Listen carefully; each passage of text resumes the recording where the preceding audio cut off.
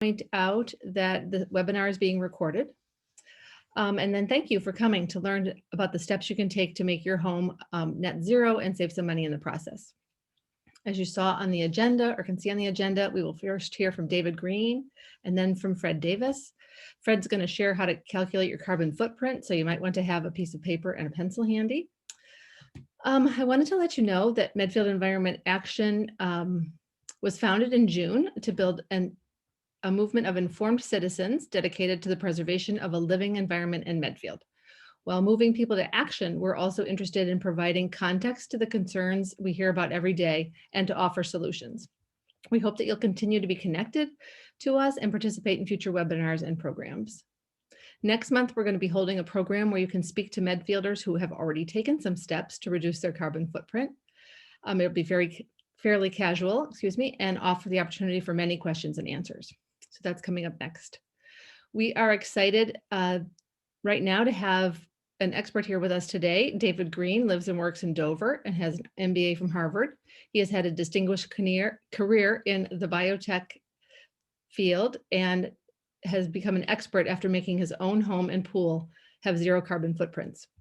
He now saves $11,000 a year on his house bills and $3,000 a year on his pool bills. So he loves that. After his personal success, David founded Zero Carbon LLC, a consulting firm in this area, but he does not work for or get paid by any supplier of equipment. David's advice is based on his experience, but neither he nor his company Zero Carbon LLC is giving investment, tax, legal, or financial advice, nor providing any guarantee of results. I wanted to let you know that we are going to be taking questions and answers throughout. So please jot them in use the chat feature Q&A at the bottom. That would be great. So now I think I've covered all the things I need to do with my introduction, and I'd like to welcome David to our program. Thank you, Megan. Can you hear me okay? Yes. Yeah, okay. So I succeeded in taking myself off mute, one of the first things I have to do. So now I think I'm going to share the screen, and apparently you're still sharing yours. So you need to end sharing yours so I can start sharing mine.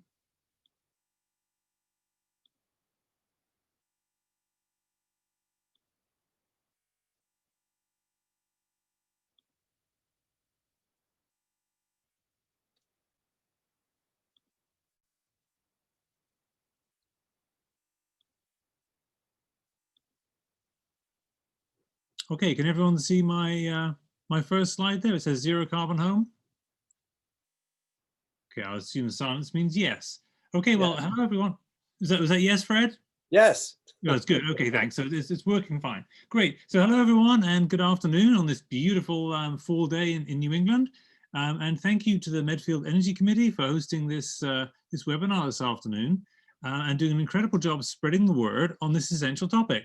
Especially thanks to Helen Dewey, Hilly, Andy, and Megan, who's the MC for this presentation, and will be feeding me questions from the Q&A function throughout the presentation.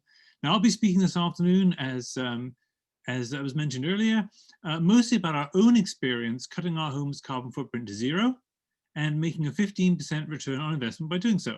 And that's right, you heard me correctly. You now get paid to cut your carbon footprint. 10 years ago, it was the opposite. It cost you a lot of money to cut your carbon footprint, but now you make money doing so. This is disruptive, to use the language of business. It's an inflection point, and we're entering a new era. And this is the point of no return. So welcome to the future, everyone. It's a zero carbon future. So this is what happened on our house. The carbon footprint of our house was cut from about 30 to 35 tons per year. At the end of 2016, we installed solar panels on the roof of our house and heat pumps to replace our ancient air conditioning units. Excuse me. And combined, they cut our carbon footprint for 2017 by about 2/3. A huge cut, and that cut it down to about 10 tons per year from about 35 tons previously. Then at the end of 2017, I personally installed insulation in the ceiling of our basement, and we installed triple glazed windows to replace our ancient and falling apart 1970s double glazed windows and some single glazed windows from the 1970s as well. That cut our carbon footprint a further 50% from 10 tons down to 5 tons. And at that point, I actually thought it was kind of cool. And maybe if we pushed it a little further, we could get to 0, and that would be really cool. And so we put extra solar panels on the roof of our garage. So now we have 2 solar panel arrays, one on the roof of the house, one on the roof of the garage, and that cut our carbon footprint to 0, in fact, a little bit below 0 for 2019. Cutting it to 0 was a surprise. I did not set out to cut it to 0. I set out just to cut my carbon footprint. I had no idea I could cut it to 0. But we have done so, and that's 35 tons of carbon dioxide per year. Now that's about equivalent to taking 10 gasoline-powered cars off the road. 1 house, 10 cars. This is huge. Cutting carbon also cuts emissions of things like sulfur dioxide, which causes acid rain, nitric oxide, which causes asthma, and particulates like soot. All of these things cause asthma. Now this is important. In the UK, 2 million people with conditions like asthma have experienced reduced symptoms during the COVID lockdown. So cutting carbon improves health as well as cutting your bills and helping to save the planet from global warming.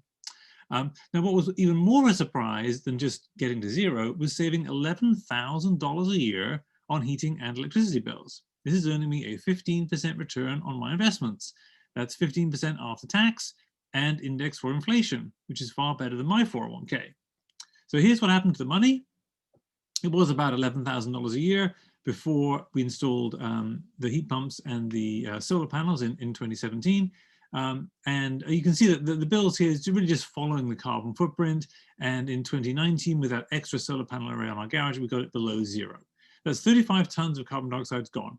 35 tons each year, and it's every year, and it's forever. And there's $11,000 more in my back pocket each year, every year, and forever. That's a 15% return on investment. Very, very good return on investment.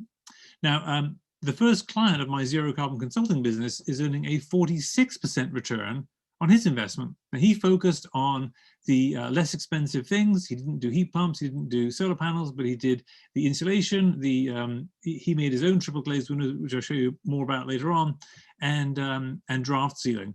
And that's why he got a much higher return on investment. But that's a really spectacular 46% return on investment. So this is big. This saves lives through asthma reduction. You can save the planet from global warming and save money for retirement or education or whatever you want to save money for. So this delivers the triple bottom line of people, planet, and profit. So how do we gather the data to do this? Our house is a standard, on our house, the short answer. Our house is a standard New England construction. It's a 2-story house, 5,400 square feet, so it's a bit bigger than average, built in 1974. Has 4-inch walls filled with fiberglass. So it's really completely standard construction, and it really had no energy efficiency features at all before we went 0. And we live in Dover, same number of heating degree days, which is a measure of how cold it gets here. Obviously that's the same in Medfield. And it's really the same all across New England, through the Midwest, and all the way to Northern California. And each day for the last 2 years, I've measured the heating oil use and electricity use of our home. That's right, that's the kind of super geek I really am. I've got that degree in physics. It makes me very curious about these things. And I actually enjoy doing this kind of stuff.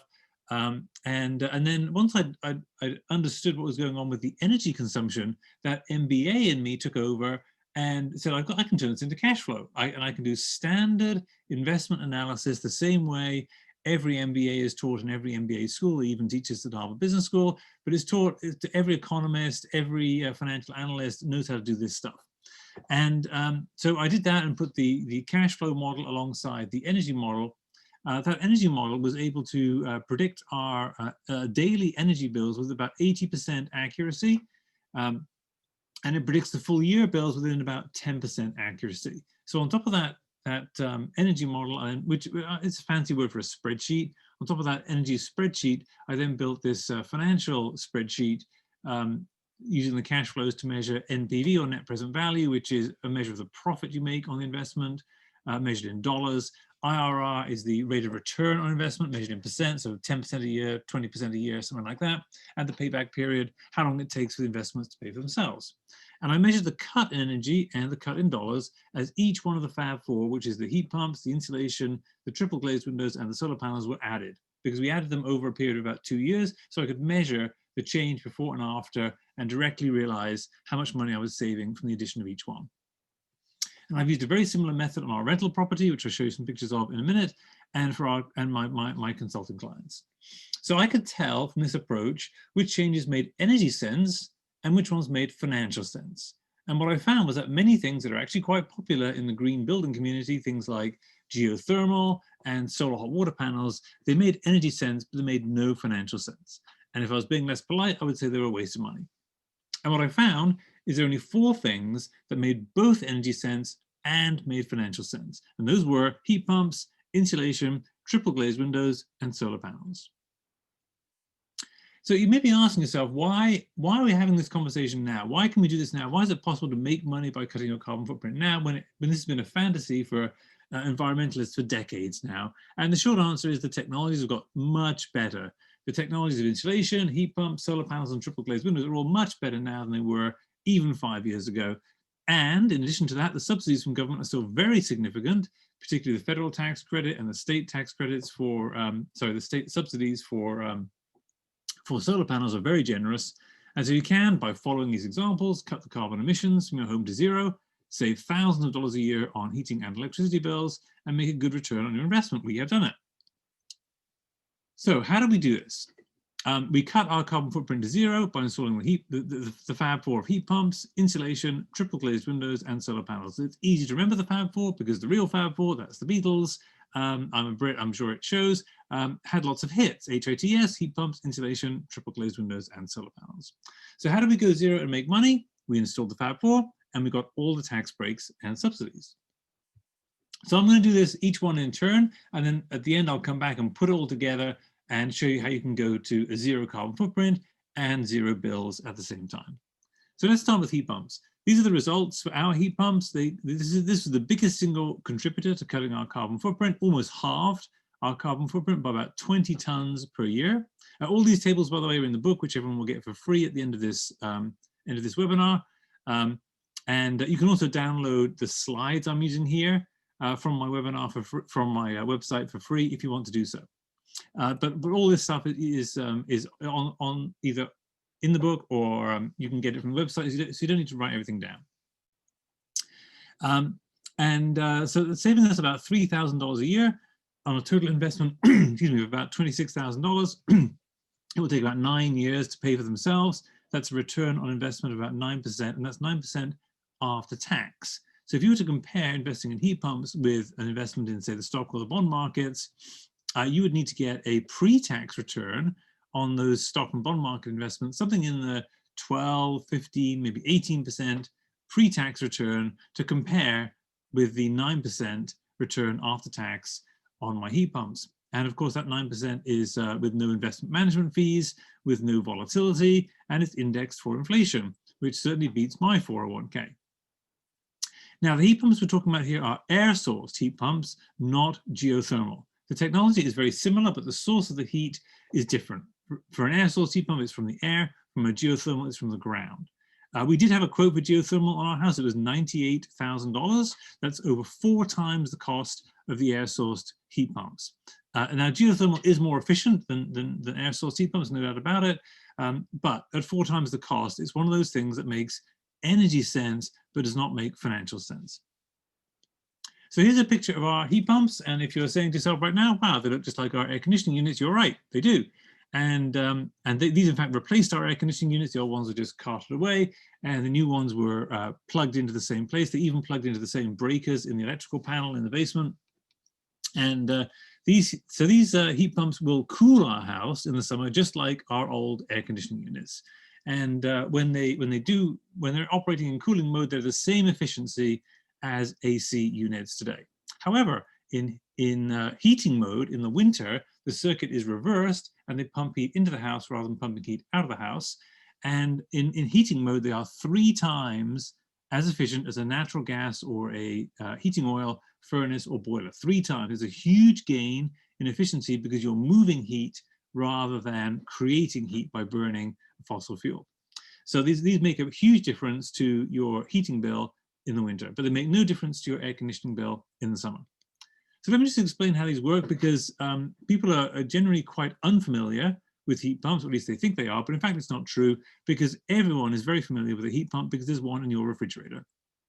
So everyone's got one, and what the heat pump does is it moves the heat that's inside the fridge, so say in the milk, it moves it out and dumps that heat out the back of the refrigerator. So if you put your hand down the back of your refrigerator, it's warm down there. That long, thin row of black metal pipes is where the heat is dispersed to the kitchen air.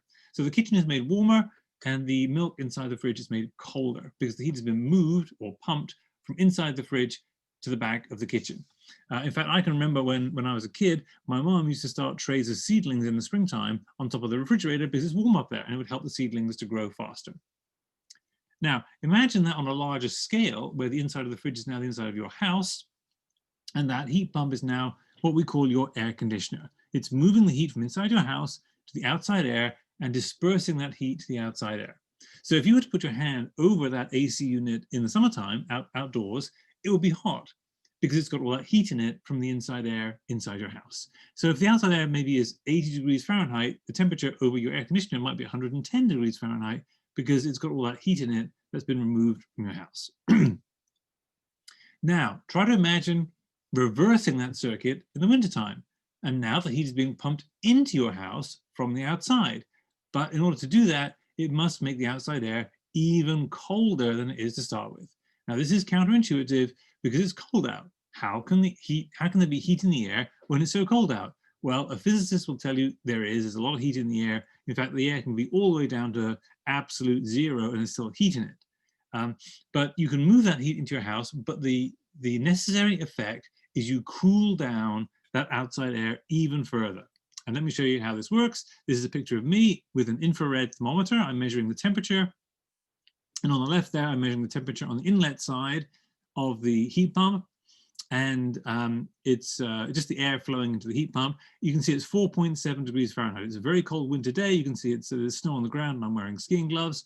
On the right-hand picture, you can see me measuring the temperature on the exhaust side or the outlet side of the heat pump, and it's minus 19.6 degrees Fahrenheit, unbelievably cold. In fact, it's so cold, you'd get frostbite if you put your hand right over this without having a glove on. So the heat pump is cooling down the outside air even further, even though it's cold already, it's cooling it down further and taking that energy, that heat, and moving that heat into the house, making my house warmer during the wintertime. This is how heat pumps work in the wintertime to make your house warmer. Now, what I just showed you is that our house, that's called a ducted system because it connects to the ductwork that already existed on our house. But if you don't have ductwork, you need to use a different type of heat pump called a ductless, or sometimes called a mini split heat pump. And these we have at our rental property. You see here the outdoor unit on the left there, and then the indoor unit. These are often mounted on the walls or sometimes on the floor. I paid a bit extra to have them mounted in the ceiling. I think it looks much nicer, but it works the same way. And it does the same thing as the ones you saw for our house. It takes the heat out in the summertime and it brings the heat in the wintertime. These ones here are made by Mitsubishi. The ones at our house are made by Bosch. Now for the details on which heat pumps we bought and why, and the subsidies that are available, and the zero interest loan financing, which is a very good deal, please see chapter 2 in Zero Carbon Home, which you'll all get at the end of this, this webinar. And I do not recommend geothermal or ground sourced heat pumps. As I said, they are very effective. They will cut your energy use, but they're too expensive compared to air source heat pumps to make financial sense. And leave your furnace in place. We left our furnace in place. Unless you have super good insulation and super good windows, you will not be able to heat your house year round on those coldest days in the middle of winter in New England with a heat pump alone. And if you're doing something to your existing house rather than building new, you really can't get to that level of insulation, not in any economically sensible way. So leave your furnace in place and you'll be using it like we do on about 20 days a year when it's below about 20 degrees Fahrenheit outside. Our heat pumps can't keep our house warm, and they can't keep our rental property warm either when it's below about 20 degrees Fahrenheit outside. And we burn about 300 gallons of heating oil each year. That's down from 3,000 gallons before we put the Fab 4 in place. And the carbon footprint of that 300 gallons is more than offset by the excess solar power we export to the grid, which displaces a fossil fuel burning power station, and that's why it has a negative carbon footprint. So let's just pause here. And Megan, if there are any questions in the chat function or the Q&A function about heat pumps, let's answer a couple of those here, and then we'll move on to keep us on schedule, and we'll answer all the questions people have at the end. I will stay on as long as people want to get their questions answered.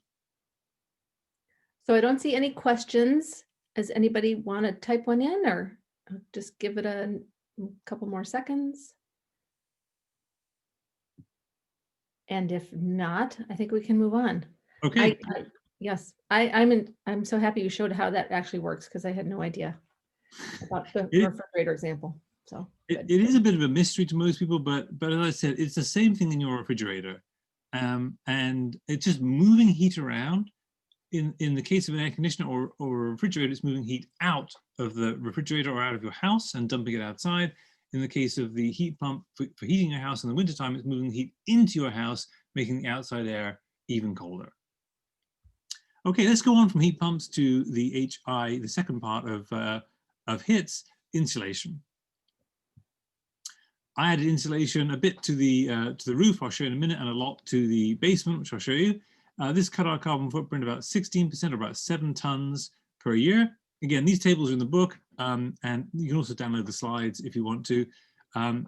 Savings is about $3,000 a year. It cost me about $1,000. I did this myself, just pushing the bats of fiberglass up into the ceiling of the basement. Pays for itself easily in the first winter. That's 100% return on investment, and that's after tax. This is the best return on investment I've ever made. I wish I could invest more of my 401k in insulation. And now a recent client of mine reported making a 46% return on investment, and that's because he focused on mostly insulation, air sealing, and fit from the inside triple glazed windows, which I'll show you later on. He did not add heat pumps or solar panels. This often pays for itself in the first winter, so if you're thinking about doing this, now would be a really good time before the winter heating bills kick in. You will do far more to save the planet from global warming by insulating the ceiling of your basement than by buying an electric vehicle. Insulating the ceiling of our basement saved us 7 tons a year of carbon dioxide emissions, and an electric vehicle saves about 2 tons a year compared to doing the same miles in a gasoline-powered vehicle.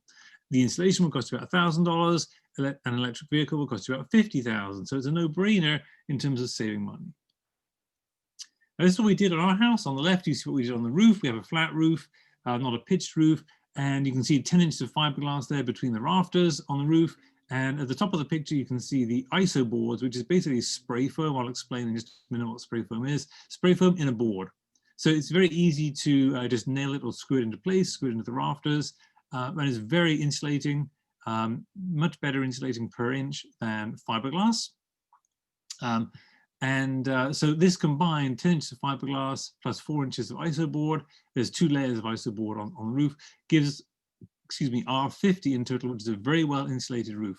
Insulation is measured in R values, and the higher the better.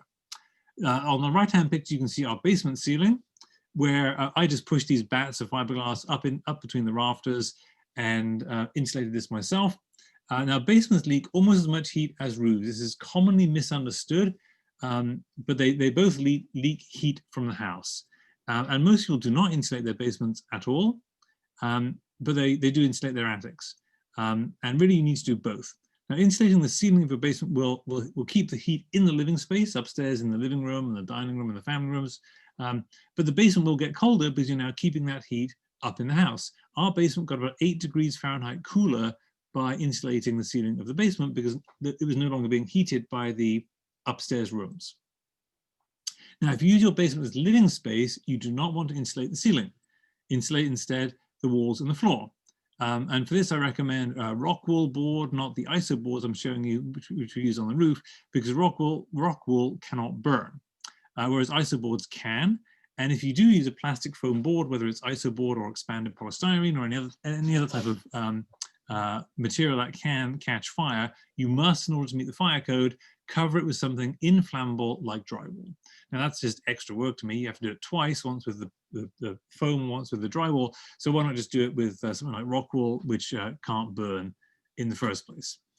So that's what we did on the roof and the ceiling of the basement. That cut our carbon footprint by about 7 tons and saved us about $3,000 a year. Now these are the alternative types of insulation you can use. On the left is blown-in cellulose, which is very common in attics. It's literally just like sprayed in through a pipe, like you're spraying water into the attic. It's made from shredded newspapers, so it has that sort of grayish look to it. In the middle, you can see just standard pink Owens Corning fiberglass, very common. And on the right is the spray foam, which is sprayed in as a foam into the rafters, and it glues itself to the wood and dries pretty hard there. Now, it's not the cellulose in the blown-in cellulose, it's not the glass in the fiberglass, and it's not the plastic in the spray foam that insulate. It's the air they trap. Air is an excellent insulator, just like putting on a coat or a sweater in the wintertime. It keeps you warm. It's not the materials themselves. The materials are there to trap the air and make you warmer. Let me just talk about air sealing as well as insulation. Air sealing is very cheap to do. I'm talking about blocking drafts in the house. And this can cut your energy use 25% alone, just from doing the air sealing. Air sealing is very cheap. Some of my clients have achieved this. There's one who's currently in the middle of the process who looks like she'll save 40% through air sealing alone. But I can tell you the results of that in a few weeks' time. Now, a major academic study of insulating and air sealing on row houses in Pennsylvania found that the energy use was cut 8% by insulating, but 18% with air sealing and insulation. So clearly the two work very well together. Now, our house has a very tight, airtight roof. We've got that flat rubber membrane roof, which is both airtight and watertight. So we don't get drafts to the roof. And our siding is vertical tongue and groove siding, which is a lot more airtight than typical construction, which is shingles or shiplap or overlap siding. Those shiplap, overlap siding and shingles are very good at keeping the rain out, but they're not very good at keeping the drafts out.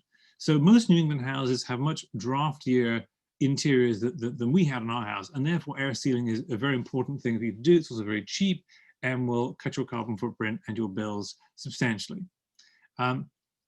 I did the insulation. I did some air sealing myself, just around the external doors, just with weather stripping to block the drafts. And the bulkhead door in the basement was very leaky, and I sealed that again with the draft proofing strips. I did go around the basement with some cans of spray foam and fill in obvious holes in the wall. There was even a 2-inch hole drilled through the concrete that was, you could see the sunlight coming in from it from the outside. So it was just like a kind of a passageway for the mice to move in and out, but I just filled that with spray foam, end of the mice and end of the drafts as well. So this is actually quite good fun, so I highly recommend doing it yourself, but you can, of course, get a contract to do this for you if you want to. Most houses do need both air sealing and insulation, and these are really the things you should do first because they are the highest return on investment and will cut your bills substantially with very little money being spent. And now, if you live in Massachusetts, as most of the people on this call do, you can get Mass Save, a government program, to pay for 75% of the cost of insulating and air sealing up to $2,000. So $500 buys you $2,000 worth of insulation. That will probably save you $1,000 a year. This is unbelievably good value for money. And this picture here is of peaches on my trees in summertime that are so heavy, they are weighing the branches almost to the ground. Now, this is the lowest hanging, ripest fruit in the zero carbon garden. So please pick it by the bushel. Mass Save will pay for both attic and basement insulation. Now, for details on which types of insulation to put where, occasions when you can insulate the walls opportunistically, which will save you money. Usually insulating walls is too expensive, but occasionally you can do it and make money. And those are detailed in the book. And how much to install where. This is all in chapter 1 of Zero Carbon Home. If you don't live in Massachusetts, you can go to this website, www.dsireusa.org, where the incentives are listed state by state. So you can see which incentives there are in your state for insulation. Now, I do not recommend you take off your siding, thicken the walls with insulation and replace your siding. This is quite common in the zero carbon or deep energy retrofit community. We had a quote to do this on our house. It was $150,000 to take off the siding, add a 2-inch ISO board and put it back on again. This is another one of those things that makes energy sense, but does not make financial sense. And there are some occasions I mentioned where you can add insulation from the inside or opportunistically, and those are detailed in the book. They're very cheap and very effective. but I don't have time to cover them here in detail. And we spent about $1,000 insulating the ceiling of our basement, and it's saving us $3,000 a year and has cut more CO2 than buying an electric vehicle. So let's just pause here, Megan, and see if there's any questions in the chat box from about insulation or about heat pumps. Let's stick to insulation. The first question we have is about are any of the insulation that you've suggested toxic? And do you know about that sort of thing? So the answer is no. We're a very organic family as well as being a zero carbon family. And so we're very concerned about any toxic off-gassing of products we use in our home. And most of the materials we used on our renovation have been even locally sourced, New England sourced woods, for instance, for the construction of our home. So none of them have toxic byproducts.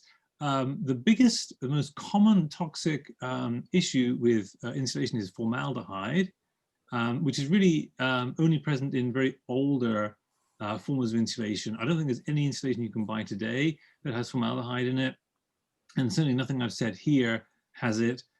Blown-in cellulose is a very safe material. It really is just shredded newspapers. The spray foam materials, the foam itself is a very safe material.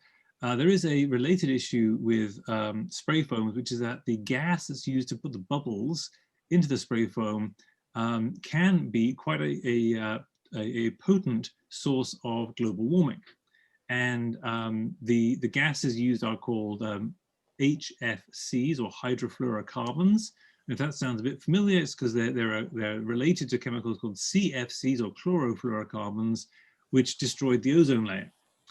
They were banned. CFCs were banned in 1986, I think, and so CFCs were used to blow the bubbles in spray foam. They were replaced with HFCs, or hydrofluorocarbons, which do not deplete the ozone layer, but they do cause global warming. So I'm not a big fan of using spray foam because of that issue. There are some newer spray foams available which use HFOs, or hydrofluoroolefins, which do not cause global warming and do not deplete the ozone layer. But you have to kind of search for them because they're quite new, and most contractors aren't using them yet. I'm sure they will in the future.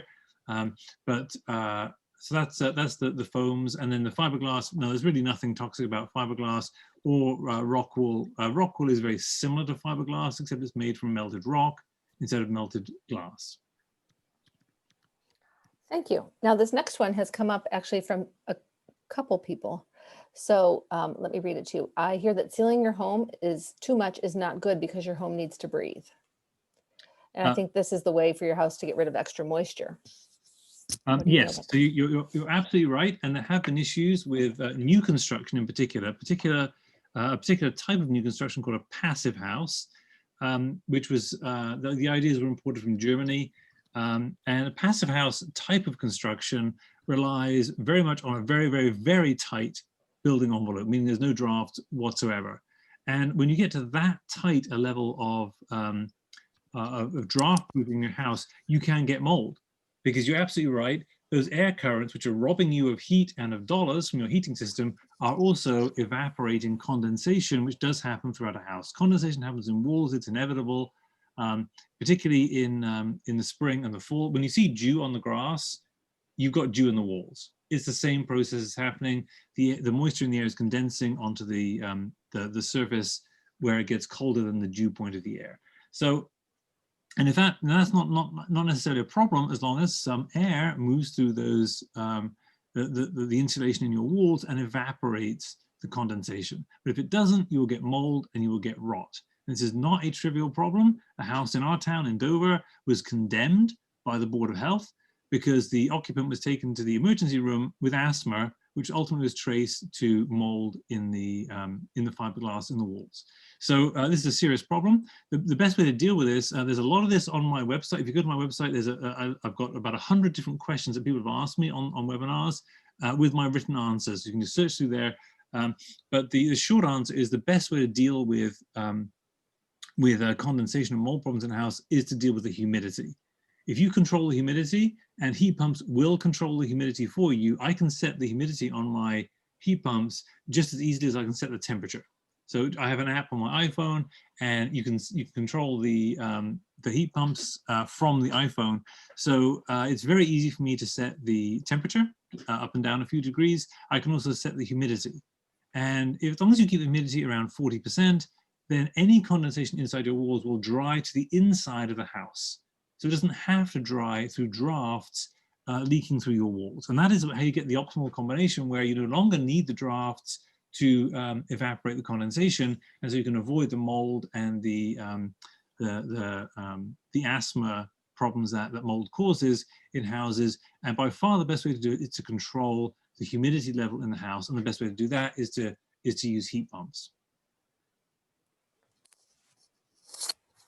Okay, thank you. And I have one more before we move on. It says, could David please talk about insulating the ducts of your existing ductwork in the attic? Yes. So if the ducts, let me just answer that in two ways: ducts in the attic, then ducts in the rest of the house. Ducts in the attic are typically outside the thermal envelope of the house, so the insulation is in the ceiling of the attic, and then the HVAC system is above that. In which case, it's in unconditioned space. It gets very hot in the summertime, very cold in the wintertime. That is bad for your air conditioning unit because that heat is leaking into the ductwork up there in the summertime, and the cold is leaking into the ductwork in the wintertime. So you definitely want to insulate the ductworks in that exposed space.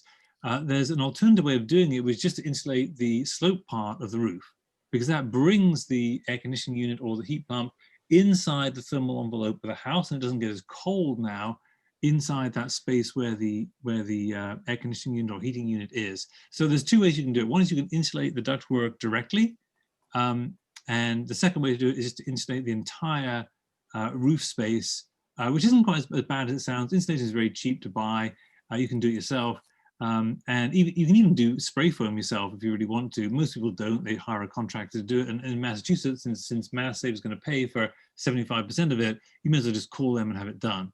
So that's probably the best way to do it if you have ductwork that's exposed and uninsulated in the attic. Similar things apply if it's in the basement.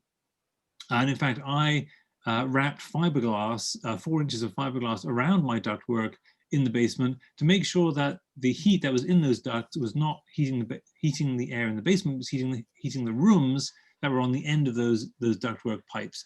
That raised the temperature of the heat coming out of the grills in those upstairs rooms, particularly the bedrooms in the corners of the house, by about 5 to 10 degrees Fahrenheit, which is very noticeable.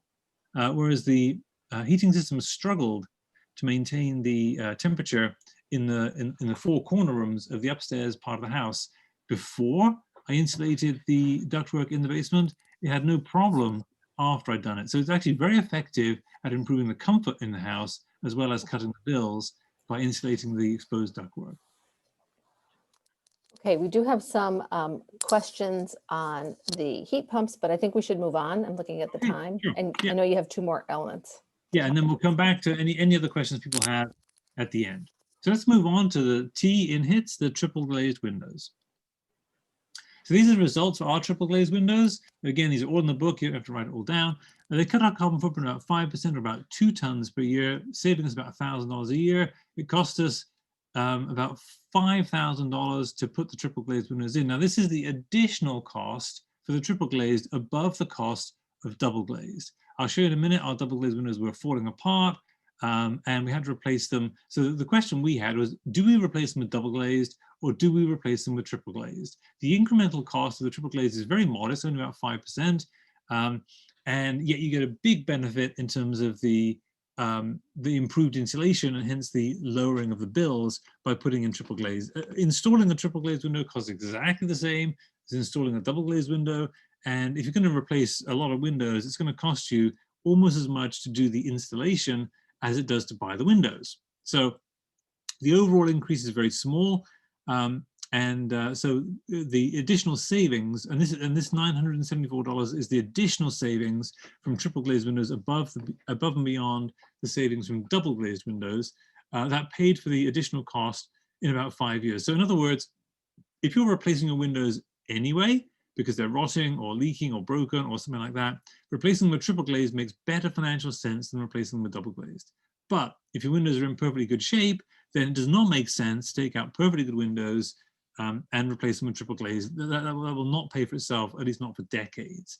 Now, if your windows are in good shape, what I recommend is something different, which is adding window inserts. But I'll come back to that in a minute. Let me just explain what a triple glazed window is. So firstly, on the left is a single pane of glass or a single glazed window that has an R value of less than 1. Glass is really not a very good insulator at all. It's the air, remember, that does the insulating, not the glass, not the fiberglass, not the cellulose. It's the air that's trapped by them. Double glazed has 2 panes of glass and a single about 1/2 inch air gap. That has about R2, or well over double the insulating value of a single glazed window. A triple glazed window has 3 panes of glass and 2 air gaps. Remember, it's the air that does the insulating, and that gets you to about R3.3 or thereabouts for a triple glazed window. If you add low E coatings, I can explain these in just a minute. Low E is an extremely thin layer, just a few atoms thick of metal applied to the glass, and this is designed to reflect away either infrared or ultraviolet light, which you don't really want in the house. And I'll explain this in just a minute. And that will get you to about R4 to R6, so a big improvement in the insulating value of the window by adding the low E coatings to the glass.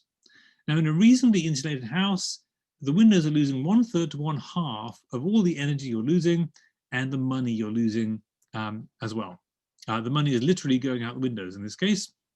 Now, a triple glazed low E window loses only 15% of the heat and the dollars lost by a single glazed window. There's a huge gain in the insulating performance of your windows by going from single glazed to triple glazed. Now, the Lawrence Berkeley National Laboratory has estimated that low E coatings on windows have saved Americans over $150 billion on heating bills, which is not bad for something that's completely invisible. So how do they work? So here's an example. On the left is the outside of the window, of the outside of the house. On the right is the inside of the house. And you can see the sunlight coming from the left there. The outer coating is sometimes called low E 180, reflects away ultraviolet light, or the type of light that gives you a sunburn. It's also the type of light that fades your carpets and fades your photographs on the inside of the house. So you really don't want that in the house. It's also very high energy and will overheat the house very quickly. So you reflect that away with this invisible metal coating called low E 180. And the visible light still passes through though. And the visible light comes through to the inside. Now imagine you're standing in this room and the room is at 70 degrees in the middle of wintertime, and it's maybe 30 degrees out, and your body's at 98 degrees Fahrenheit, and so you're emitting infrared light or heat. Now the low E I-89 coating on the inside reflects the infrared light back to you, and that keeps you warm and keeps the heat in the house, but it does not impede the visible light at all, and so that the house remains light and bright and sunny during the daytime, but it keeps you much warmer in the wintertime than it did with no low E coatings. And so low E triple glazed windows are 8 times better than their single glazed ancestors from the 1970s. Now, it's easy to get carried away with all these fancy technologies like solar panels and heat pumps, but windows make a huge difference. Low E triple glazed windows are the unsung heroes of the zero carbon revolution. Without them, we could not have got our house to a zero carbon footprint. But windows are expensive, and what if yours are in perfectly good shape and aren't falling apart like ours were? Well, this is what you can do. You can add a fit from the inside window insert. This is upstairs at our rental property. On the left here, you can see the window insert inserted into the window frame from the inside. It's that thin strip of white around the inside of the frame. There's a slight difference between the color of the frame, which is a brighter white, and the slightly creamy white of the wood painted window frame. In the middle picture here, it's an infrared camera picture of the window. And this is, in this picture, purple is cold and yellow is warm. So you can see the window is warmer at the top, colder at the bottom, and on average about the same as the rest of the room. On the right-hand side, you can see the single glazed window without the interior fit from the inside window. And you can see it's much colder. In fact, if you can read the slide, the temperature of the middle part of the window in the middle is about 63 degrees Fahrenheit. The temperature on the right-hand window, which doesn't have the window insert, is about 40 degrees Fahrenheit. The outdoor temperature is about 30 degrees Fahrenheit the day I did this test. Now, if you were sitting in front of that 40-degree window, you'd be freezing cold. your feet will be freezing cold and your face will be cold as well. If you're sitting in front of that 63-degree window, you're going to be fine. The room might be at 70 degrees, 63 degrees. You're not going to feel very cold from that window. It's not going to cause much of a draft. So it's a huge difference in the thermal performance of the window and the comfort to the people sitting in the room. And they're only about $200, these windows. And they make a huge difference. They pay for themselves in about 5 years just on the heating bill savings alone. So they're very effective from a financial point of view, as well as from a heating and comfort point of view. There's far more details in the book, including my evaluation of window inserts from 4 different manufacturers. I also show you how you can make these yourselves from trim wood and that stretchy plastic film that you heat up with a hairdryer. That's in the special edition of the book, which is called the COVID-19 Stuck at Home edition, because I did a special edition to for people who are stuck at home and wanted to just do stuff on their house. That is also available for free on my website. I'll show you at the end. Now, in addition to having this very good thermal performance, improved insulation, these window inserts virtually eliminate drafts. That window on the left there, if you'd imagine taking that window insert out, these are double hung windows, which are very, very drafty. It's almost impossible to seal a double hung window properly, particularly old ones like this. And so adding these window inserts blocks the drafts almost completely because they have a foam strip or a rubber gasket around the outside that squeezes into the window, making a very good fit. So they virtually eliminate drafts, plus they insulate much better. They also reduce noise considerably. If you've got noise from the street or noisy neighbors, I measured this and the reduction is about 20 decibels, which is, so your perception would be that the noise level has dropped by about 75%. The noise level will be only 1/4 of that it was before. So they're very effective at reducing noise. And these also work if you have stained glass windows or you're in a historical district where changing the windows from the outside would be almost impossible. You can add these from inside and improve the insulation and still get this through the Historical Commission. So for details on triple glazed windows, how to shop for them, which types of glass I recommend for different orientations, like you need a different glass for a south-facing window than for a north-facing window, and those different window inserts. You can get zero interest financing in Massachusetts. I don't recommend that stretchy film unless you put it around a frame, which I'll show you in that COVID-19 edition of the book. That's all in chapter 4 in Zero Carbon Home. So let's just pause and take any questions on triple glazed windows. I think we should, given that time, just keep moving ahead. Okay. And I don't see any anyway, so.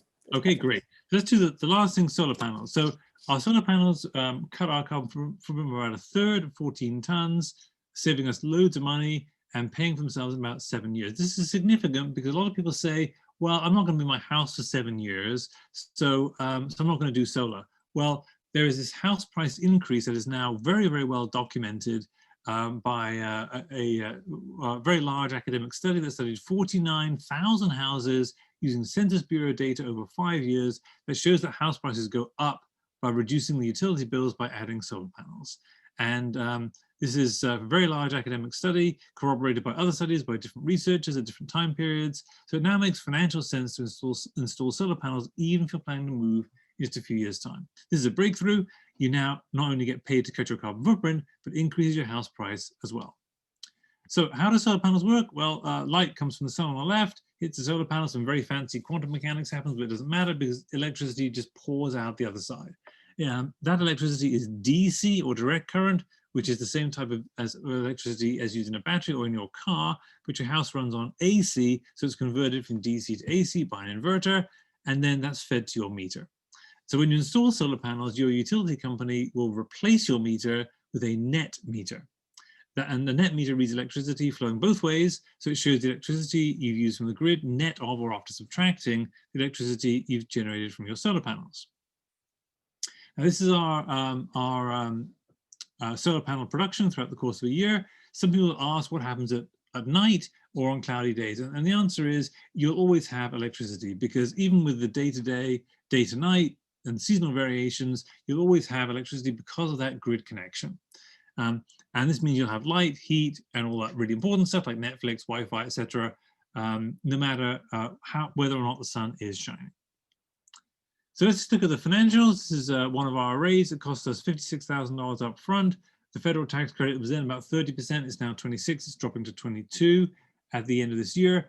The mass tax credits are still $1,000, and the present value of the mass SREC income, SREC has now been replaced with SMART, brought the net cost down, and so I'm generating power at about 5 cents per kilowatt hour. Now, I've recently bid out solar panel arrays for one of my clients at 4 to 6 cents per kilowatt hour. So it's even better now than it was back then. And that's despite panel prices being affected by tariffs and things like that, and the subsidies going down. The fact is panels have fallen in price because they just keep getting better and cheaper.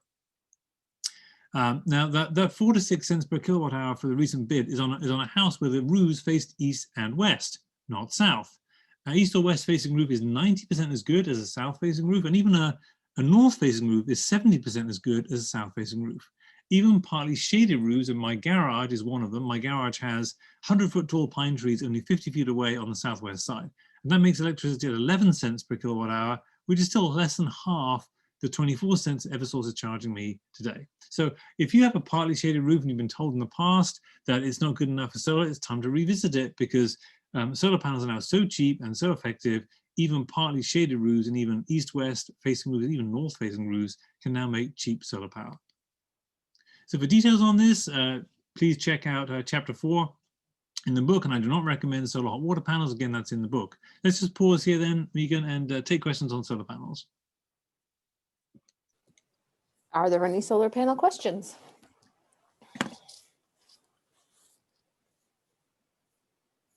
I do not see any solar panel questions. Great. Let's carry on then. So we've now done each one of the Fab 4: heat pumps, insulation, triple glazed windows, and solar panels. The key to going zero carbon and zero bills is to put it all together. So let's just look at the cost of heating your house using different fuels. We all know natural gas is the cheapest, or at least historically has been the cheapest. Heating oil is a bit more expensive, propane a lot more, and using electricity is ridiculously expensive. Everyone knows that. And if you're using your electricity from your rooftop solar panels at 7 cents a kilowatt hour, it would still be more expensive than natural gas, unless you use that electricity from your solar panels to run a heat pump, remember, which is 3 times as efficient as using a fossil fuel furnace. That brings the cost down to under 2 cents per kilowatt hour of heat in your house. That is less than the cost of heating with natural gas, at over 5 cents per kilowatt hour of heat in the house. So it is now the cheapest way to heat your house, is to use solar panels to run a heat pump. Less than half the cost of heating with natural gas. This is the way we heat our house today and our rental property, and it causes no pollution, no asthma for the kids, so overall it's a much, much better solution than heating with a fossil fuel furnace. Now, if your kids have asthma, then replacing your fossil fuel furnace with a heat pump would improve your indoor air quality. So will cooking on an induction stove, an electric stove rather than a gas stove. Our indoor air quality is measured using a sensor, and it's consistently excellent since we put in the heat pumps. Now, just going back to the different fuels, if the carbon footprint of those different fuels, it's about the same for natural gas, heating oil, and propane, about ½ a pound of carbon dioxide for every kilowatt hour of heat produced. Utility electricity has a very high carbon footprint, but solar panels have a 0 carbon footprint. So the combination has not only cuts your bills, but cuts your carbon footprint to 0 as well. Now, just as an aside, gasoline is also too expensive to compete with solar panels and electric vehicles. My Tesla, which I bought this year, cost me 2 cents per mile using my solar power, whereas my BMW cost me 15 cents per mile using gasoline. This is the beginning of the end of the fossil fuel era I was talking about at the beginning. Now, in case you think I'm alone in this, I'm not. Bill Gross, the founder of PIMCO, which invests almost $2 trillion in a recent talk on investing in renewables, said, quote, "We are at a turning point right now. And I think there is no looking back," end quote. And for electric vehicles, the tipping point is already here if you charge your EV with cheap solar power. Professor Jessica Transick at MIT has compared the full life cycle cost of buying, driving, and maintaining an EV, and has concluded it's now the same as a gasoline vehicle if you use expensive utility electricity, but it's cheaper if you use your solar power. So the key to going zero then is to put all these things together, is to cut your house's energy use so much you can generate it all from solar panels on your roof.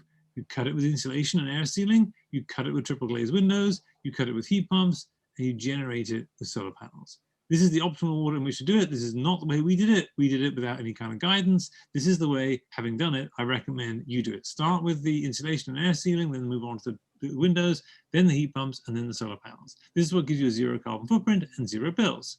Zero carbon, zero bills. Welcome to the future, everyone. It's a zero carbon future. So just to summarize then, and these tables again, they're all in the book. I won't go through every detail here. We're saving about $12,000 a year. Remember, this is now negative from where we started off at about $11,500 a year. Our total carbon footprint is also negative. We've eliminated 43 tons of carbon dioxide. So this is really saving lives by preventing asthma. It's saving the earth from global warming, and it's saving you money to your back pocket as well. During the COVID lockdown, 2 million people in the UK have experienced improved lung function because of reduced pollution from burning fossil fuels. If cutting carbon footprints was a drug, it would get instant approval from the FDA. It has very widespread and substantial health benefits and no side effects. It's a wonder drug that should be prescribed for everyone. Now, in addition to all of that, the health burden of burning carbon fuels falls disproportionately on poor people, people of color, and those with disabilities. So by cutting your carbon footprint, by installing the Fab 4, we can all save money, we can save the earth from global warming, we can save lives, and we can even reduce inequality. So everyone should be installing the Fab 4. And it really does deliver the triple bottom line of saving lives, saving the earth, and saving money. That's people, planet, and profit. And just finally, financially, we invested about $75,000. It'll pay back in about 6 years. That's a 15% return on investment. So zero carbon and zero bills and better health. The healthy zero carbon future is here, but only if you actually do it. And the clock is ticking, so please start today. These slides are available. I don't want to take any more time now. Do you want to take questions now, Megan, or do you want to wait until after Fred's talk? I think I'd like to have Fred speak. Okay, all right. Well, these slides you can get from my website, and this one where there's also all kinds of free stuff that's on my website. In particular, to download the free copy of the book, you need this code ZC Medfield, the Zero Carbon Medfield. Just type that in on the website, you'll get the book for free. If you want the Stuck at Home COVID-19 special edition, use the code COVID-19, and that's the one that has the fit from the inside triple glazed windows, how to make them yourselves, and other short-term, fast payback projects that you can do when you're stuck at home. Excellent, thank you. And you have mentioned that you're going to email out all this great stuff and give people access to your book, which is wonderful. So I just want the people who are here to know that we're going to be providing your emails to David. And if you'd rather us not do that, you can just email us and let us know you prefer not to do that. But I think it's access to this is really wonderful. So thank you for that. Now we're going to hear from Fred Davis, who's the chair of the Medfield Energy Committee. Fred has spent his professional career helping companies reduce their carbon footprint through lighting improvements.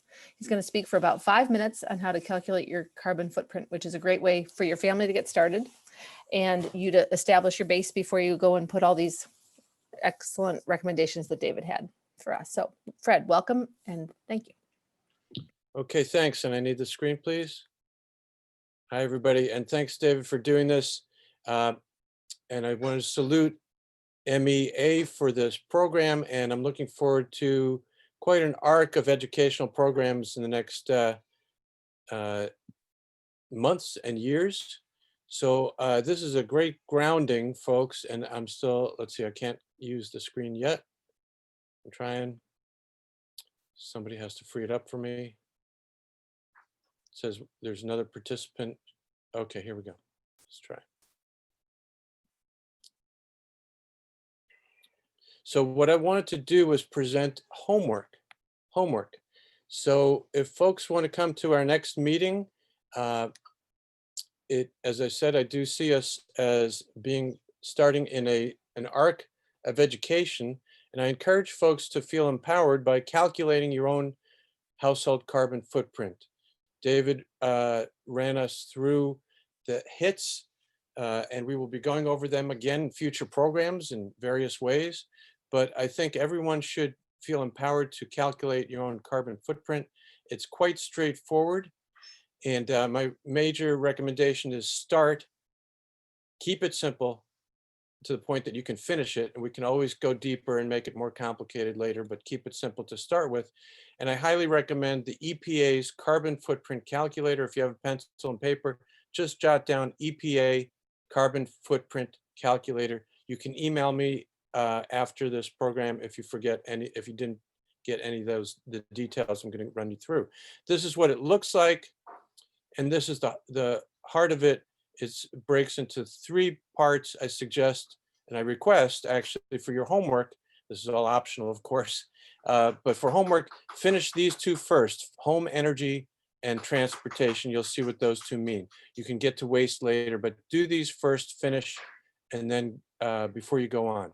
So this is how you start with the home energy part, and you'll see it's natural gas, electricity, fuel oil, and propane are the options, and flip them all to units of energy. So it had dollars a second ago. That's the default, but flip it over to kilowatt hours, gallons, etc. And then I'll just show you an example what to do with kilowatt hours. The easy way to do it, simple method, is grab a recent bill. You should find a little chart in the corner of your recent bill that shows you the past 13 months actually, and you grab all 13 and divide by 13, or 12 and divide by 12, any which way you want to do it. Anyway, that gets you your average month. That's the easiest way, and that's kilowatt hours right there. So very simple. You don't need to find 12 bills, just one, and get all 12 units from there. Almost as simple as that is just pick up the telephone, actually talk to a human being, and you can do this with your supplier of gas or electricity or oil. And when you get that human being, all you're asking them is, please, could they rattle off your 12 most recent purchases in units of energy? That's kilowatt hours or therms or gallons. That's all you need to go back in and put in your average monthly bill into those 4 boxes: natural gas, electricity, fuel oil, or propane. That's it for your home use. And then on transportation, obviously you put down how many vehicles you have, and you can do this for your COVID year, or you can pick a previous year if you want to use your quote more typical, and who knows what the future is going to be. So it's either way you go. But this is all you need, is the miles you drive in a year and your average gas mileage, your miles per year.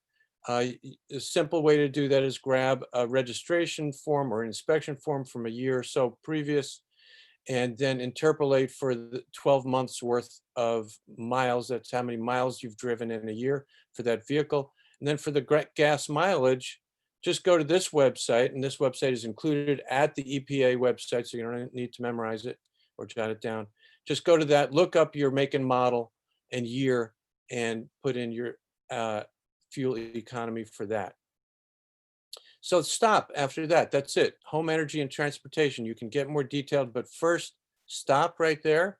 Don't do anything else, because you want to jot down your carbon footprint from just those elements, your transportation and your home energy. There's also a report that you can print. And remember, this is online, so as soon as you are finished, it will go away. So do jot it down, do print out the report. You can also go online, download the Excel version of the EPA tool calculator. So once you've done this, you will consider your starting point, your 2020 starting point, and you will go from there off into the future and implement the kinds of measures that David is talking about, and we will be talking about in future programs. And you'll be seeing a significant drop as you do the important steps. So it's just to let you know, that isn't all you need, all there is to know about carbon footprint. You could go further and go do the waste part on the EPA website. You can go to the Cool Climate website and calculate about food consumption. You can calculate about air travel, which can be hugely significant. And as I said, you can download the EPA tool as an Excel on your own hard drive and play with it to your heart's content. But please do at least those first 2 parts on the EPA, and then bring it into the next program, and we can compare, contrast. If you want to, if you want to share it with other folks, And the most important thing is it will be your baseline as you go forward. A little disclaimer is that any calculator lags, and the most important factor is carbon pollution per kilowatt hour. In other words, how green is our electricity? That has changed radically over the last years, which is terrific news. And so the EPA calculator now that we're using, that I'm recommending, it does use data that's 10 years old. The good news is that our grid has gotten about 40% better. That's really good, and it's good to know. But again, I would suggest start simple, keep with the calculator as it is. Hopefully in a few months, hopefully in a few months, EPA will update and upgrade that calculator. We can do it again then, and I'll let everybody know, but in the meantime, use it as it is. Here's my email, please jot it down, and you could email me with any questions or comments. Go forth and have fun with your homework. Thanks, everybody. Thanks, Fred. That was great. We've got a really good place to start.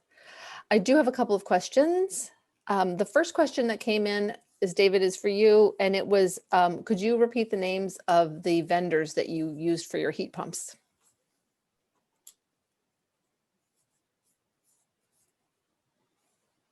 We need you to unmute, sorry. Sorry, let me say that again. So at our house, we use deducted heat pumps, and those are made by Bosch, B-O-S-C-H, which is a German manufacturer.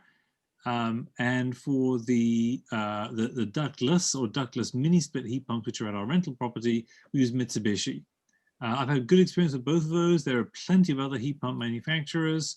Trane makes heat pumps. Carrier makes heat pumps, Bryant makes heat pumps. There are lots of companies that make heat pumps. So that's just my experience. I've had good experience with both of those, but there's plenty of other heat pump companies that you can buy them from. Great, thank you. Here's another question. I have an almost 10-year-old air conditioning system like you pictured in a house that is steam heated with gas. Can I simply get the air conditioning system replaced with a combination air conditioning air heat pump system? Yes, you can. In fact, that's really the best way to do it, is when you're thinking about replacing an AC unit. If you've got a typical 4,000 square foot house with 2 AC units, one for the upstairs, one for the downstairs, it's going to cost you about $15,000 to replace the AC units with AC units.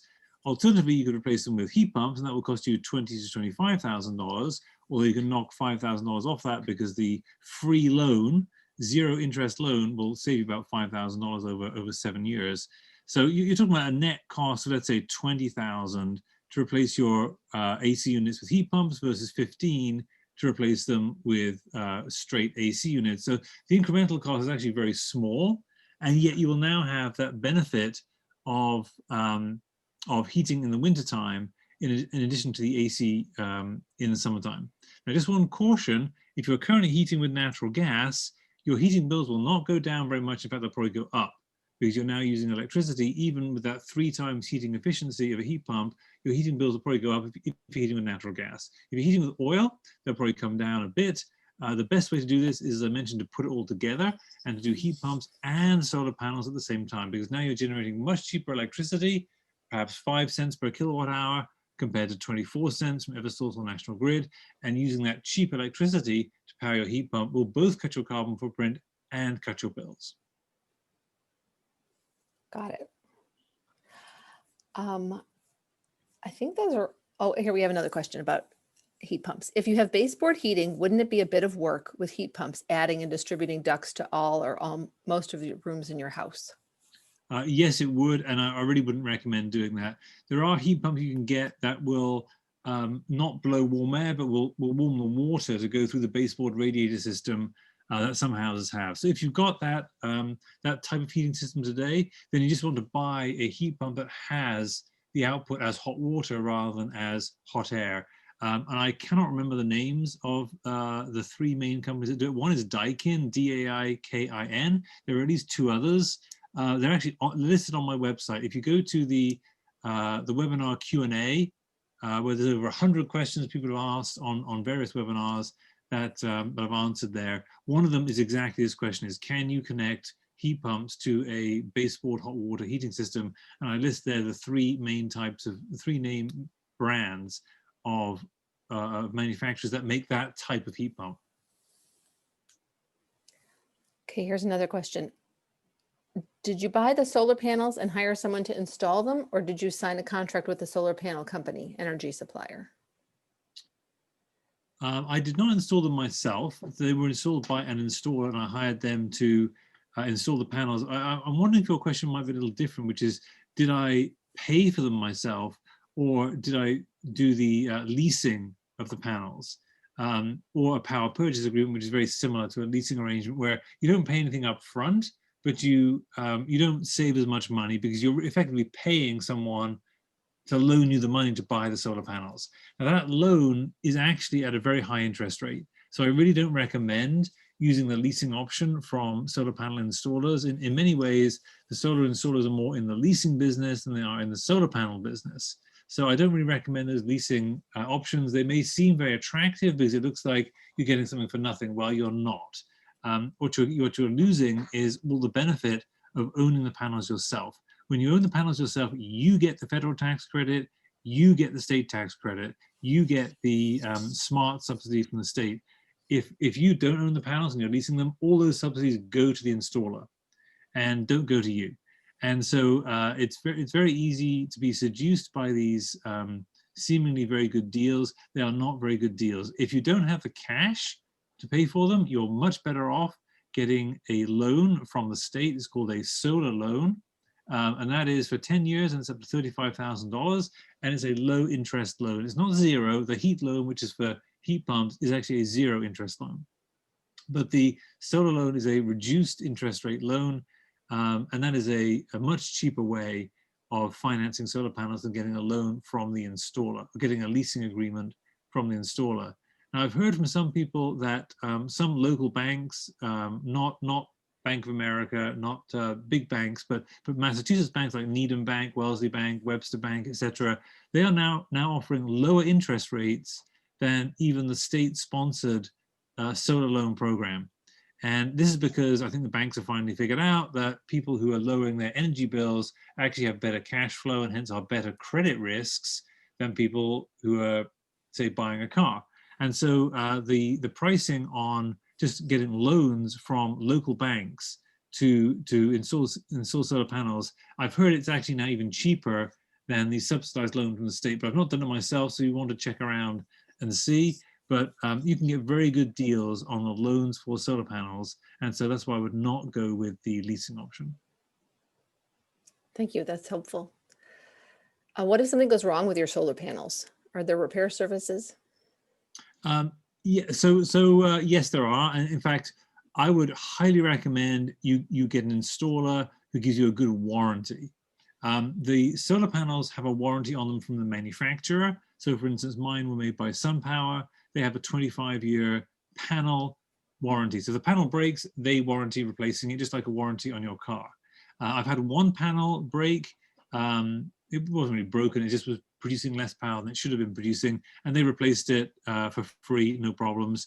In addition to the manufacturer's warranty, most, but not all, installers will also give an array output warranty. That's in addition to the panel power warranty. And this is a good thing because it makes the solar panel installer responsible if the array doesn't produce as much kilowatt hours of electricity as it should.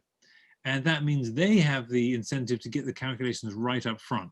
Whereas when they sell it to you without an energy warranty, then you are responsible for if they miscalculated and they didn't calculate the shading correctly, or they didn't calculate the orientation to the sun correctly, they're not responsible. You're responsible.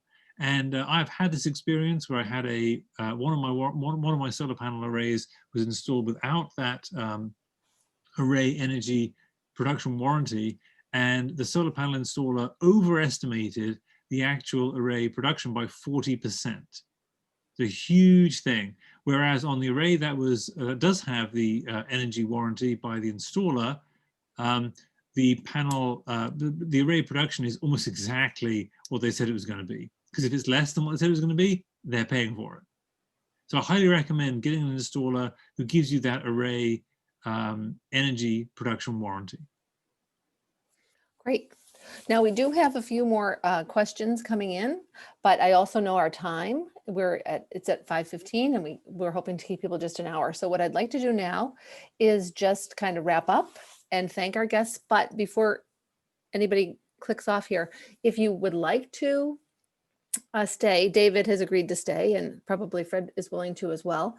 And we can continue to answer questions. So I would just like to thank you, David, for coming. This has been You're really welcome. great. I learned a lot. Felt like I knew a lot to begin with, but I really didn't. So this was wonderful. And Fred, thank you for introducing us to how to calculate your carbon footprint. I would like to encourage everybody out there to go to SurveyMonkey here and take our website, and take our survey, or you can go to our website, meamedfield.org, and there's a link to the survey. It's just a few questions on, what people are thinking in Medfield. How do you feel about these issues? Are you interested in the town taking more action to reduce our carbon footprint, that sort of thing? So we'd really love input on that. And then plan to attend our next program, which is the Medfield Decarbonizers. And I think that's going to be about mid-November, but we're working to land on a date, and we'll have actual testimonials from other people who have installed solar panels. They drive electric cars, have put heat pumps in their house to talk to us about that. So again, you'll be getting the written questions and answers. David's agreed to do that. He's going to write out answers to all the questions. But if you can stay, we are going to go back to questions and answers now, but I would like to thank you all for having come. Okay. So I think we have everybody staying, which is awesome. So let's go back to some questions. Let's see. Let me find one here. David, do you recommend insulating the walls with blowing in cellulose? So I think the short answer would be yes, but let me just elaborate a little bit. If you have no insulation in your walls today, then you need to get some. You are leaking heat the way water runs through a sieve.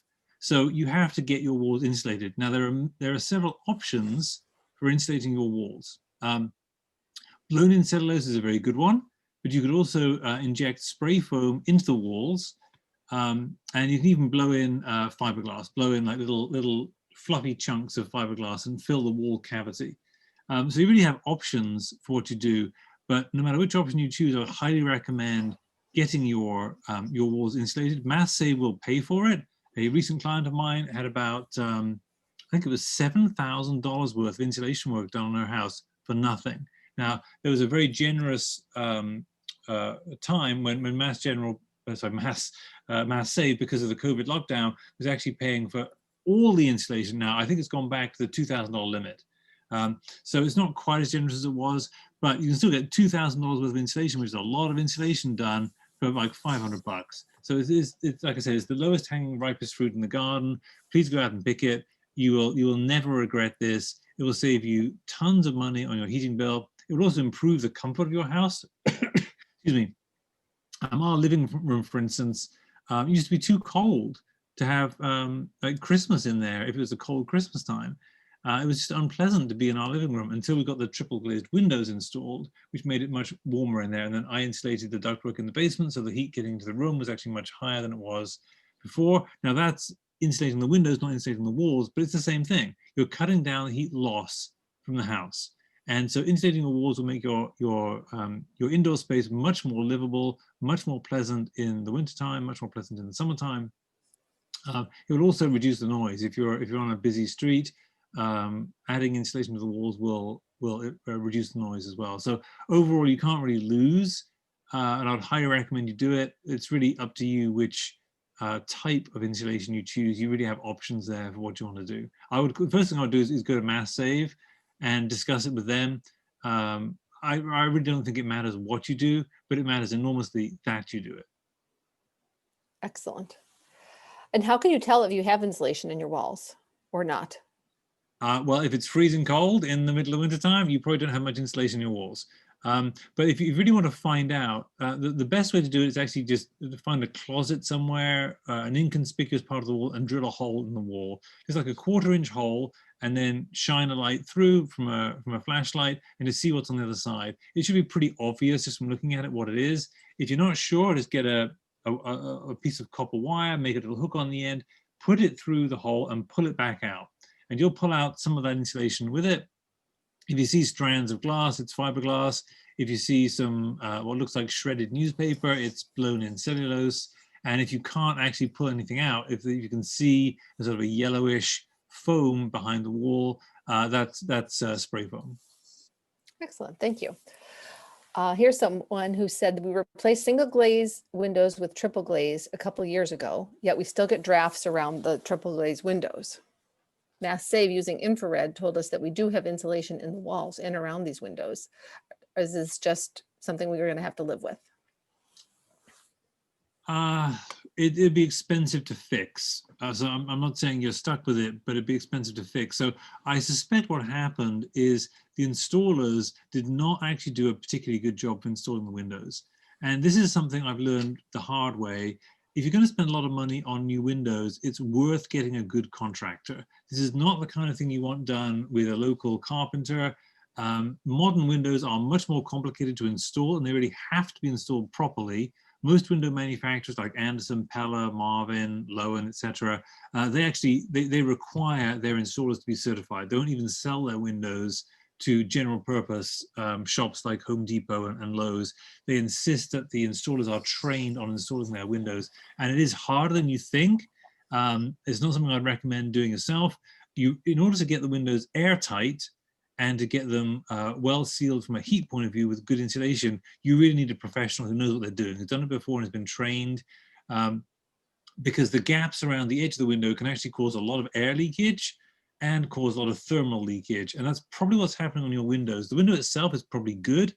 The walls themselves are probably good, but there's that 1/2-inch gap or 1-inch gap between the insulation in the walls and the window frame. And that is probably where the leaking is happening. Both the drafts and the thermal loss is taking place there. That's what I would guess. Does that fit with your experience? We can unmute. Can we unmute? Or you Talk. just respond in the chat. Bob, did you want to talk? Yes. Can you hear me? We Yeah, can. Yeah. Okay. Yeah, this was done by a professional installer whose whole Wow. life experience has been installing windows. Wow. I don't know what that person's certifications may have been or have not been, but I was watching him through the entire install process, and everything looked positive in terms of how he was doing what he was doing. The only thing that did catch my attention is that when the window frames were provided, there was insulation on the side of the window frames, but it didn't look to me to be very sufficient amount of insulation that was going in around the side of the windows. So Bob, the best practice here is actually to install spray foam around the window. So once the window is put in, either you or the installer should do this, is get a can of spray foam and go up and around the window frame and seal that gap so no air can get through it, and it's well insulated. Do you remember if that was done when your windows were put in? That was not done. Not done. Okay, I think that's the problem, is that they really do need to be insulated in that gap. And there's typically like a 1/2-inch or a 1-inch air gap between the last 2x4 stud that's in the frame of the wall and the beginning of the frame of the window. And that's the critical gap. Now, if there's drafts through there, that suggests, you know, they mess it up somewhat. But the drafts will bring cold air in, and that air gap alone will bring cold air in. That, I think, is the source of the problem. They should have insulated that air gap. Now, maybe you can go back to them and ask them to come back and do it for you, but they're probably going to take off the drywall at this point to do it. So you may just be stuck with what you got, Bob. That's what I'm sensing. Bob, you had another question about your roof. Oh, yes, solar. If you have an older roof, but it's perfectly fine at this point in time, I don't know what its remaining lifespan is likely to be. It's over 20 years. It looks good. I've been told it's in good shape from someone who's been up there recently, but I wouldn't expect its lifespan to be perhaps more than another 10 years. Right. If I were to put up solar, my thought has always been I should do that at the same time frame that I put up a new roof. Just to avoid a situation where you put up solar and then you wind up being surprised by a lifespan that's a little less than you expected on the roof. Yeah, I totally agree with you, Bob. In fact, that's exactly what I did. The flat rubber roof on our house, excuse me, was about 20 years old, and it would have lasted longer. It wasn't damaged or anything, but it probably would have lasted only another 5 years. So I just took it off and replaced it, and I added that extra ISO board. There was one ISO board on there before. I replaced it with two. Right. So it's a good opportunity to improve the insulation and improve the draft proofing of the roof before you put the solar panels on. Because you're absolutely right. If you have to replace the roof, let's say 10 years after you put the solar panels on, you're going to have to pay someone to take the solar panels off. And that's just like, that's going to cause leakage, and it's going to be expensive. So much better to do what you're thinking about doing and replace the roof maybe a few years early, but it's not like the roof is 5 years old. The roof is already 15, 20 years old. It's probably a good thing to be replacing it anyway. Certainly, if it's going to have to be replaced within the lifespan of the solar panels, remember they're warranted for 25 years. So they're going to last at least 25 years, probably more than that. You really don't want to be paying someone to take off the solar panels when you replace the roof. So I would definitely replace the roof first, or at the same time, and take that opportunity then to patch up any insulation, do any draft sealing on the roof to make a better thermal envelope before you put the solar panels on. Thank you. Thank you. You're welcome. We have another question that your information is very useful. Under what circumstances can we manage all this ourselves, and when should we maybe consult with you and get your help? Well, you don't have to consult with me. I mean, but you're certainly welcome to do so. If you've got any questions, please email me. I'm very happy to respond to people's questions by email. So some of the things I did myself, I did the insulation on the ceiling of the basement myself. I did not do the insulation on the roof, because that, as I just mentioned to Bob's question, required replacing the rubber membrane anyway. And obviously I can't do that myself. So I hired a contractor to replace the roof, and I paid them a bit extra to add that extra ISO board on the roof. But that was like a very minor amount compared to the cost of replacing the roof. Other than that, I didn't do anything myself. The triple glazed windows, as I was just in that conversation you just heard, they really should be installed properly. Otherwise, you're going to end up with the same problems of air and heat leakage around the window, and even water leakage around the window. So if you've got a tight budget for windows, I would suggest actually spending a little less on the window and spending a little more on the installation. Because if you get a great window badly installed, it's not going to be a good solution. You're better off doing a medium-priced window and getting it well installed than buying an expensive window and getting it poorly installed.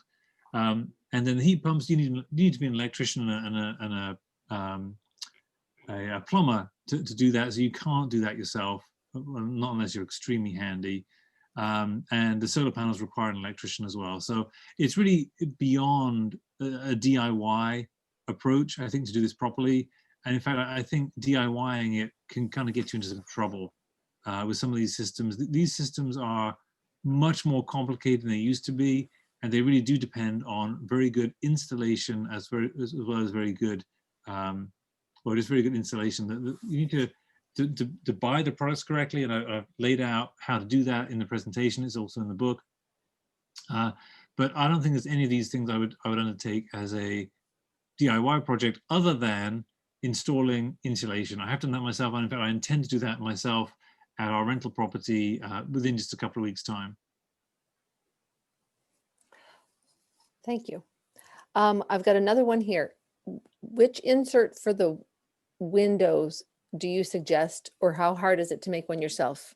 Also, do they stay on all year, or do you just pop them in for the winter? That's one question. Yeah, Yes. there's three separate questions there, so remind me if I don't get to each one. But let's start with the last one. You do not have to leave them in all year. In fact, I know people who have and people who have not. I've left mine in all year round, and that's totally fine. Remember, insulation is as important in the summer as it is in the winter. Insulation in the winter keeps the heat in. Insulation in the summer keeps the heat out. So you want insulation all year round. But some people don't like the sight of them, and they put them in the wintertime, particularly in rental properties. A friend of mine has a house on the Cape, and he's put in these windows only for the winter, and then when he goes down in the summer, he takes them out and just stores them in the garage until the winter season. And a client of mine is doing the same thing for a house in the Berkshires that he rents out in the wintertime, then he uses himself in the summertime. And he is installing the window insert for the wintertime usage, and he's going to take them out when he's using it in the summertime. So you can do it either way around. That was one question. There were two others. Can you just repeat them, Megan? Yes. Which insert for the windows do you use? And then how hard is it to make one yourself? Okay, let's do the, which ones I use. There are many manufacturers of these. They're all little companies. It's all the sort of job shops that make them. I tested 4 different manufacturers, and this is in the book. If you read the book, I didn't have time to present it on the presentation today. But of the 4 windows I chose, and they were from memory, a company called Alpina, Window Inserts, Indo, and I'm missing the last one. It'll come back to me. But in Inner Glass, I'm sorry, this is the final one. Inner Glass is, in my opinion, the best one of all of them. It's actually a glass window. The other ones are all a plastic, polycarbonate, or acrylic panel in an aluminium frame. The Inner Glass one is actually glass, and the biggest advantage of glass is you can get a low E coating, whereas you can't put low E on plastic; it will just melt. So you have to put the low E on glass. So the Inner Glass one, I think, is the best value for money. It was about the same price as the other ones, but it had a much higher R value. And also because it's glass, I prefer the look of glass. I mean, the clear polycarbonate is crystal clear. You can't tell that it's not glass, but it does move a little bit, even with opening and closing doors and things, or in a very strong wind. So I just prefer the glass. So for those reasons, I think the Inner Glass one is the best. It's about the same price as the others. The delivery cost on these things is quite high because they're quite large and bulky. Inner Glass is based in Connecticut. So I just drove down and picked them up and drove them back in a day. And because of that, the other companies are all over the US. So because of that, that's quite a nice thing for us. If you're based around here, you can just drive down to Connecticut and pick them up. Thank you. And can you make one yourself? Making yourself, yeah. So the recipe for making it yourself is in the COVID-19 book, which you can download from the website. Just use the code COVID-19 and it'll be free. And that shows how I actually made them. But basically, I just bought 1/2 inch by 1/2 inch trim wood from Home Depot, made that into a frame which would fit inside the window frame, and then wrapped that frame around with the stretchy plastic film that's dirt cheap. You can buy it. The stuff is made by 3M.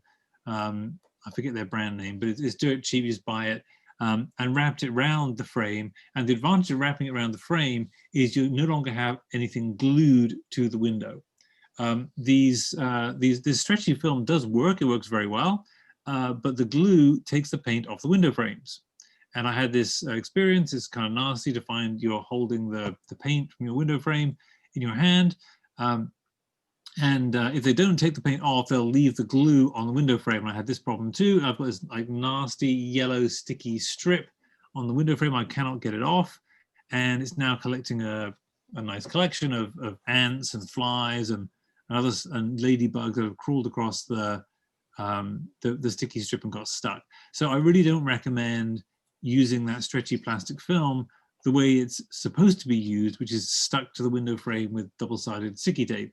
But if you wrap it around a wooden frame, and then I put a weather strip, just like a foam strip around the outside of the frame, so I could push fit my new window into the inside of my old window, and I then spaced it about 1/2 inch off the old window.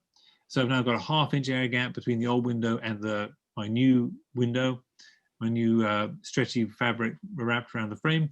And then I wrapped around both sides. I've now got a second cavity between the two pieces of plastic film. So I've now made a single glazed window into a triple glazed window because there are 2 air cavities and 3 panels. This is very effective. I measured the effectiveness of these using infrared cameras, and they are very effective, and they block the drafts, and they're dirt cheap. I made 3 windows. They're about 6'6" by 3'6". In a weekend, it cost me $100 for the wood and the stretchy plastic film from Home Depot. All you need to know is how to use a screwdriver and a drill. That's it. A screwdriver and a drill, nothing fancier than that. The recipe is in that book, the COVID-19 special edition, available for free.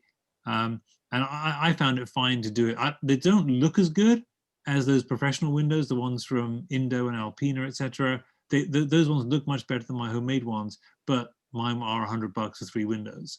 And that is dirt cheap. Whereas the professionally made ones, they're about $200 each. It's still dirt cheap, and you'll still save enough money on the heating bills to pay for themselves in about 5 years. They'll cut your carbon footprint, make your rooms feel more comfortable. So they're still very good value for money.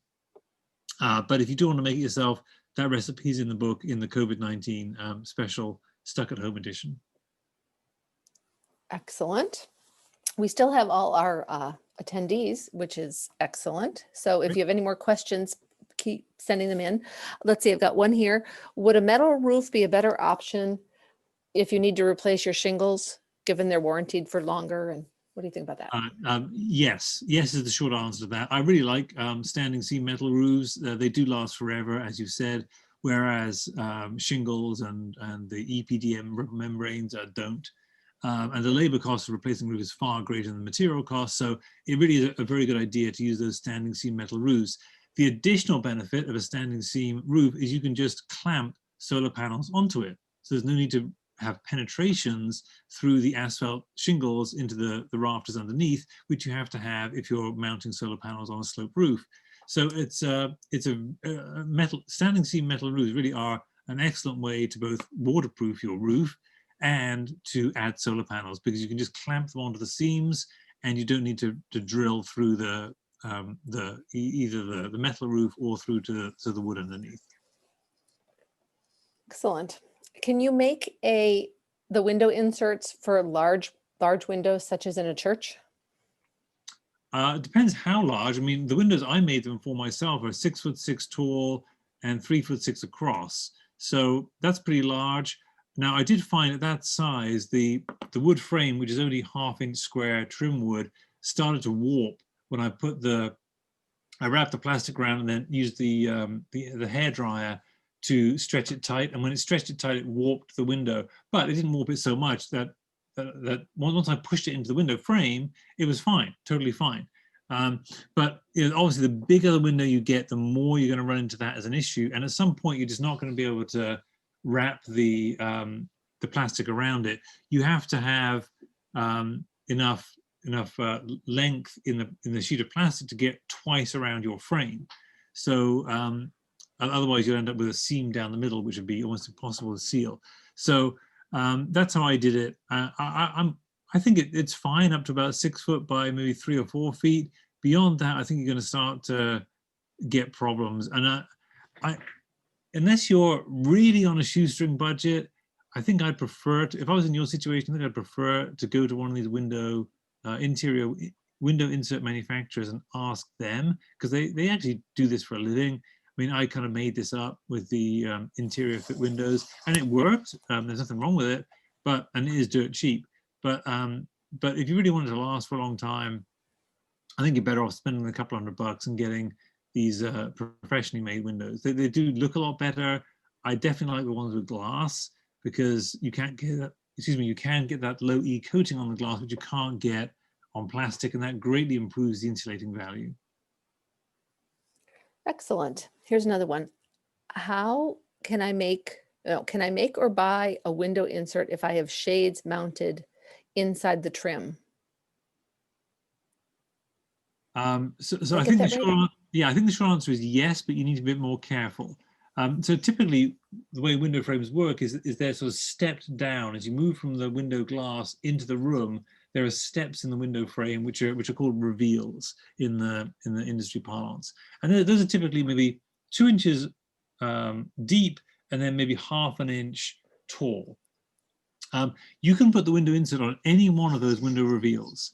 So if your blinds or your shades are perhaps on that first reveal and the second reveal is still available and the blind is completely behind it, then you can add your window insert to that, that second reveal.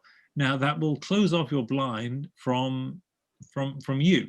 So I'm not sure it works particularly well. Not sure they work particularly well on a window with blinds. A better way to do it on a window with blinds might be to move the blind out to that outer reveal, the one that's closest to the inside of the room, and then put the window insert behind the blind so you can still operate the blind up and down during the day and the night, and have that extra insulation in the reveal that's a little deeper into the window. Thank you. Anybody else have any more questions?